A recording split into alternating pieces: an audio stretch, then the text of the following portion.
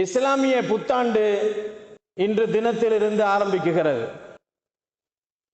1446 ஆண்டு முடிந்து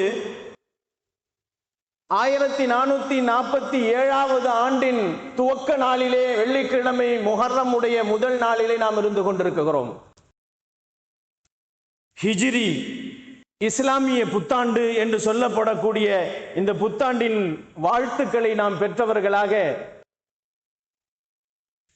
ஒரு வருடம் நம்மை விட்டு பின்னோக்கி சென்று விட்டது. இன்னொரு வருடத்தை நாம் முன்னோக்கி செல்லவிருக்கிறோம்.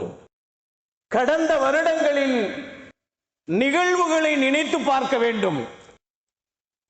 கடந்த வருடத்திலே செய்த அமல்கள், நன்மைகள், தீமைகள், இவைகளை எல்லாம் நாம் கணக்கிட வேண்டிய ஒரு தருணத்திலே நாம் இருந்து கொண்டிருக்கிறோம். அன்பிற்கினியவர்களே, ஒரு வருடம் போகிவிட்டது என்று கவலைப்படக்கூடிய ஒரு சூழல் தான் நம்மிடத்தில் இருக்க வேண்டும்.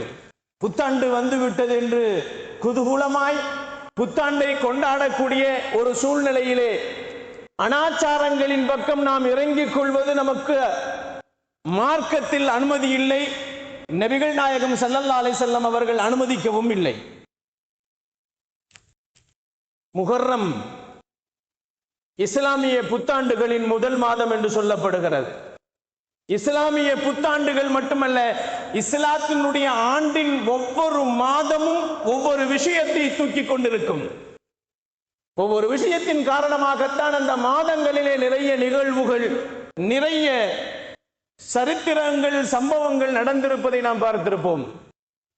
வருடத்தின் கடைசி மாதம் துல்ஹஜ் மாதம்.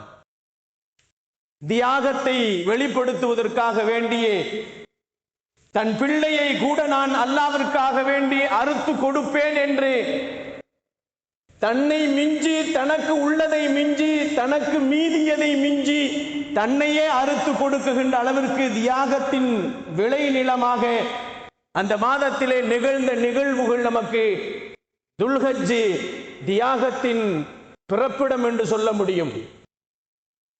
அதே முஹர்ரம் மாதம் தியாகத்தின் பிறப்பிடம்தான்.